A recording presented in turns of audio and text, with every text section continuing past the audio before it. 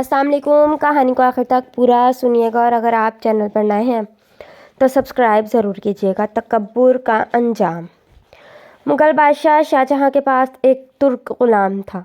वो बादशाह को पानी पिलाने पर तैनात था।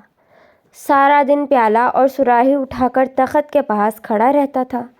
बादशाह उसकी तरफ देखता था तो वो फ़ौरन प्याला भरकर पेश कर देता था। वो बरसों से ये ड्यूटी सर अंजाम दे रहा था और बड़ी हद तक बादशाह का रम्ज़ शनास हो चुका था। लेकिन एक दिन उससे गलती हो गई। बादशाह को प्याला पेश किया।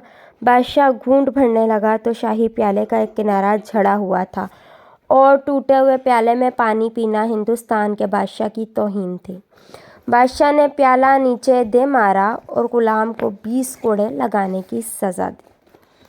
बादशाह का आखिरी हुक्म था कि ग़ुलाम को कोड़े भी लग गए और वो ड्यूटी से फारिग भी हो गया। वक्त बदला और औरंगज़ेब आलमगीर ने अपने वालिद को कैद में डाल दिया और वो तमाम ग़ुलाम और मुलाज़मीन बूढ़े बादशाह पर तैनात कर दिए जिन्हें कभी शाहजहाँ ने सज़ाएं दी थी।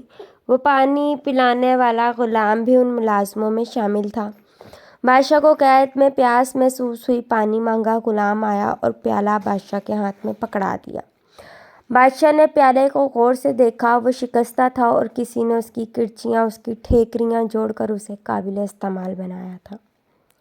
बादशाह ने हसरत से प्याला देखा और फिर ग़ुलाम की तरफ देखकर पूछा, मेरे साथ ये सलूक क्यों? ग़ुलाम ने मुस्कुराकर अर्ज़ किया, हजूर, ये वक्त का सलूक है। ये वही प्याला है जिसका एक कोना भरने पर आपने इसमें पानी पीने से इनकार कर दिया था और इसे ज़मीन पर मार कर तोड़ दिया था।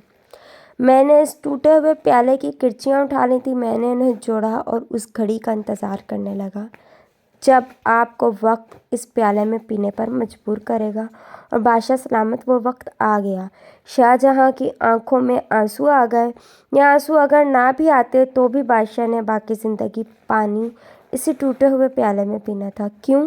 क्योंकि ये दुनिया की एक वादी है और इस वादी में हर शख्स को अपनी अना, अपने तकब्बुर और अपनी हमाकतों की बाज़गिश्त बहरहाल सुनना पड़ती है।